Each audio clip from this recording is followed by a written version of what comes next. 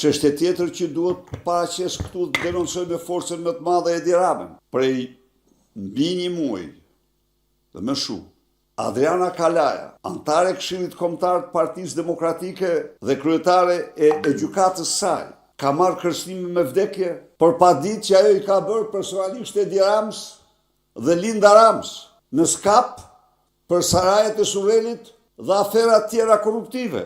Duhet të them se policia e bëri detyrën e vet.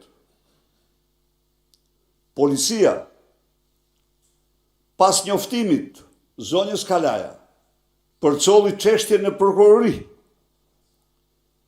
por është bërë një muaj